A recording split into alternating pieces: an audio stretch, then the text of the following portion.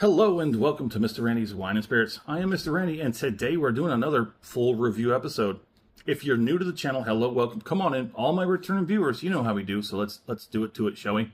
So today's full review episode is going to be of the new Riff single barrel coming in at 111.7% alcohol by volume. It is a Kentucky straight bourbon whiskey. There's your barrel number. I have not gotten into the specificities of the single barrels and, you know, tracking them down and see where they sit and blah, blah, frickety blah. But anyhow, there's the backside. It is without chill filtration, non-chill filtration, no chill filtration, barrel. Okay. Each new Riff barrel is singular in personality and flavor. That's why we love single barrels. It's like a crapshoot sometimes almost. Selected for its quality and complexity. Bottled at barrel proof and without chill filtration, we preserve the character of the barrel all the way to your glass. Now see, that's why you have a better appreciation for whiskeys, is the non-chill filtration suddenly becomes a very defining point. If you don't know what chill filtration is, what it does, why it's important, we'll talk about it. But first of all, let's get this cork, shall we? Boom. It's completely black cork. It is synthetic. Nondescript underneath that, but yeah, let's go get this pour on, shall we? So I'm going to put a pin in that thought for just a moment. We looked at the back, right? Yeah, we didn't look at the bottom part. New Riff Distilling, Newport, Kentucky. Man, I used to smoke Newports when I was younger. How stupid are we when we're kids? Anyways. Where was I? Oh yeah, I do a 3-part review. Part 1, up there, off the rip. Get it home, crack it open, have my first pour, share my first impression with you because that's what we do. Part 2, full review time, scoot over. We drink it down halfway. Isn't that neat? It's all black frosted and it clears up in the bottom so you can see.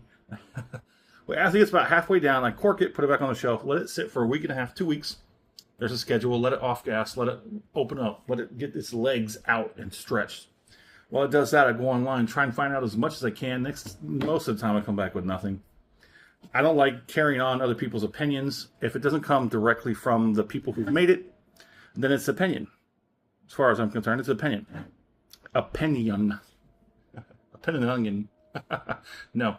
Anywho, come back, we talk about it, I score it, continue to drink it because part 3, final pour episode, thusly named. We have that final pour compared to the first pour off the rip. And everything in between. This is my first new Riff. 111.7. Oh, now I remember. So, Mr. Randy's handy dandy whiskey color scale. Off camera, I'm going to try and nail this down. It looks like a copper. Yeah, it's a copper. Copper to slightly auburn tawny. I forgot. I did that holiday soft red wheat yesterday, and I forgot to use it on that one. Oh man, slipping, Mr. Randy. Whew. On the nose, sweet oak, a little bit of vanilla, slight caramel, a little bit of spice. It's got some proof to it. You can get the good proof off the nose. So the thing about these new Riff single barrels, they can range anywhere between 110 to 116 proof. Mine's 111.7. Let me know in the comment section, do you really think the 0.7 is necessary? Can't we just say, well, I guess legally and technically you can't call it a 112. Or you can just call it a straight 111, but they're like, hey, it's a 0.7, it's there, you might as well count it, right? Okay, fine. So this is at least a 4-year-old. I could not get any information off the barrels that they used, but the mash bill is 65% corn, 30% rye, 5% malted barley. Like I said, it's non-chill filtered. So why does the non-chill filtering really mean anything? Because when you chill filter it, you are actually artificially manipulating the molecules and the makeup, and that has an effect. Just like in Scotch. Actually, I got that video. Let's go ahead and I'm going to splice that video in here. Okay, so we're getting ready to do the full review of the new Riff single barrel coming in at 111.7 proof. And, well, we wanted to take a look. We left this sitting out for over 24 hours. And it looks pretty good. So, yeah, there's that. Add to the video of the full review. New Riff. There you go. Yeah. So that's that. Non-chill filtration, it preserves all the oils and the naturalness of it in the barrel into the bottle. So, I mean, if you're going straight from the barrel to the bottle, you might get it filtered enough to where you filter out particulates, but you're not chill filtering it to change anything. Now, my preference of mash bill is roughly about 70% corn. Rye and malted barley, those two can dance around each other and be slightly close enough to each other. It doesn't matter, but as a 30% rye and a 5% malted barley, I would like a little more malted barley. That's not here nor there. I paid $56.96 out the door for this at my local Specs. Yes. So let's go ahead and get it on the palette. Hold on. For some reason, I got like a glazed donut. Oh, I haven't had a glazed donut in months. Yeah, I got, for some reason, I got a slight whiff of glazed donut. Anyway, let's get the acclimation palating out of the way.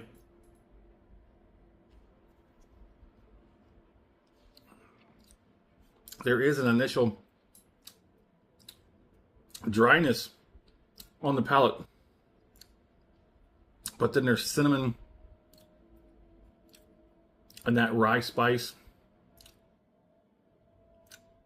Now here's the thing.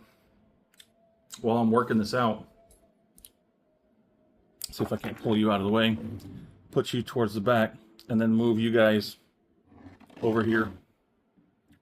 So I decided to speed up the process of working this bottle down because it is 111. Mr. Randy has figured out in his whiskey journey that I don't really care for much over 100 proof. Bottled and bond is better, and single barrel is the best. So what I did is I was slowly approaching the midway section. I'm like, this is not moving fast enough. So I decided to do some ratios. So the darker one is the heavier ratio. This is the lighter ratio. I think one is I think this is a 6 and a 5. 6 ounces of whiskey with 1 ounce of water, 5 ounces. This one comes into, I think it's 92.7 maybe, with 95.1 if I remember the ratios and the math correctly. So this has been proofed down to 95. This one's been proofed down to 92. Because what I've got in this glass is starting to scratch the back of my throat, which means it's entering those dangerous territory as far as proof goes. And if you don't like it, you're not going to drink it. Which is why it was taking me quite a considerable amount of time to get down to the halfway point. So I decided, you know what? Let's proof it down a little bit and see if it goes any better. So I've been marrying these for a few days, trying to speed up the process of the mother bottle back there. And that video is going to be coming soon. I'm going to give those bottles a few more days. I just wanted to, move the process along a little bit. It's got to be a pretty good nose. The palate's interesting. Let's get this second one on. Let's talk about it.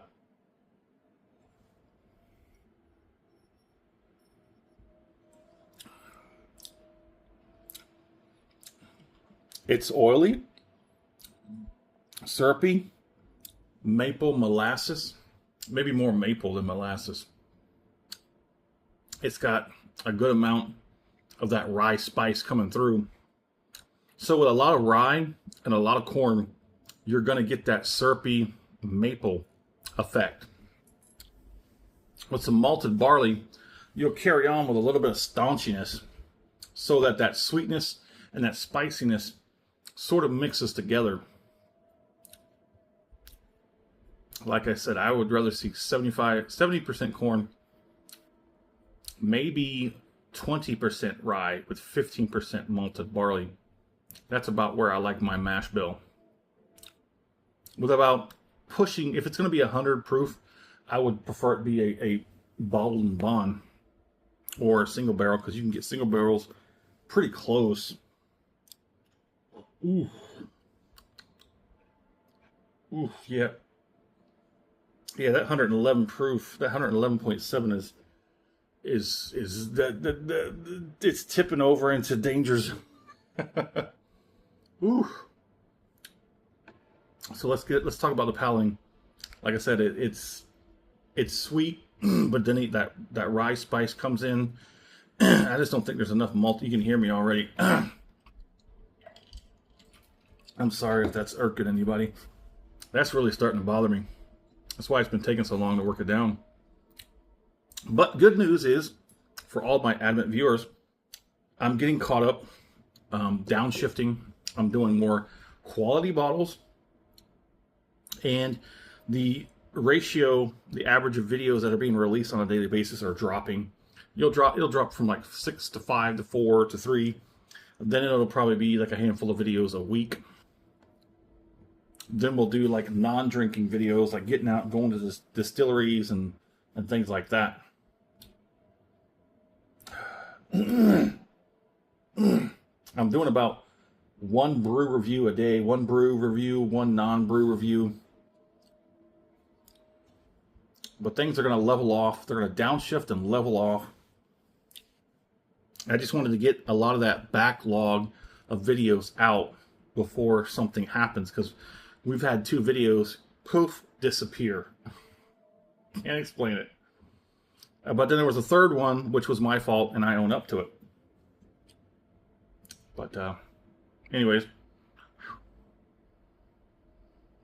let's do this finish. Oh boy, here we go.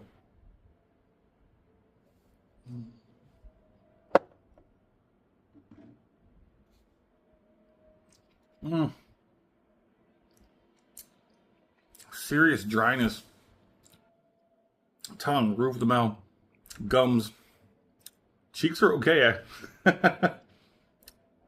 It's good, but it's a little bit much. Tone it down a little bit. I absolutely love it. I'm gonna push you to the back. You as well. Because I'm gonna bring in these 2 guys. The 90, the 92, and the 95. Let me know in the comment section which one do you think is going to be better. I proofed down another one down to 95, and it was not good, but I proofed it down to like 90, and it was better.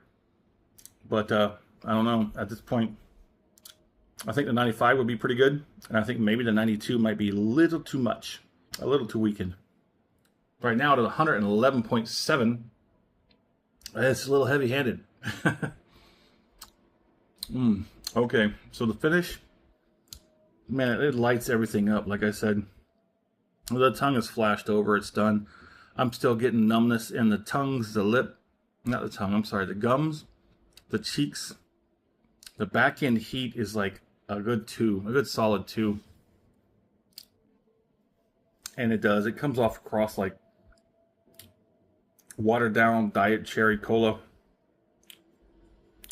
Like Big Red. Like if you were drinking old watered down diet cola, diet cherry cola, and you popped in some Big Red. Oh boy, oh boy, oh boy. Let's go ahead and move on because we're pushing 15 minutes. My score on this is going to be Sorry. My score on this is going to be a weak 4 out of 5. I know it'll be better once I proof it down a little bit and make it a little bit more enjoyable. I'm going with this one. What do you think? This 65. I'm sorry, 95. I'm going to go with the 95. I'm thinking the 95 will be better than the 92, but that'll be a separate video before we get to the final pour episode. Yeah, so like I said, I think it'll be just fine if I proof it down a little bit.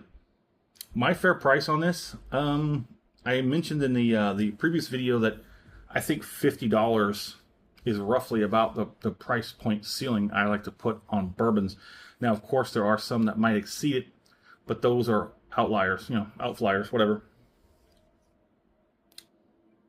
My fair price on this one, like I said, I'm going to leave it alone. I think just a little over 50. If you proof it down and it works out well, I think 56, 57 would be just fine. Would I buy this again? I am looking at other new Riffs. I went with this one just because it was a single barrel. But the 111 proof was always like holding me back from getting into it. But there it is. Whew, I'm still... Whew. I need to hurry up and get something else in the water or something. Oh, my throat. Anywho, love to know where you're at. What are you currently drinking? What do you think about the new Riff single barrel, 111.7 proof? I know there's anywhere from 110 to 116. But what do you think about the new Riff single barrel? Yeah. Anywho, let's talk about it in the comment section, as always. Thanks for stopping by here at Mr. Randy's Wine and Spirits. We'll have a good one, hopefully.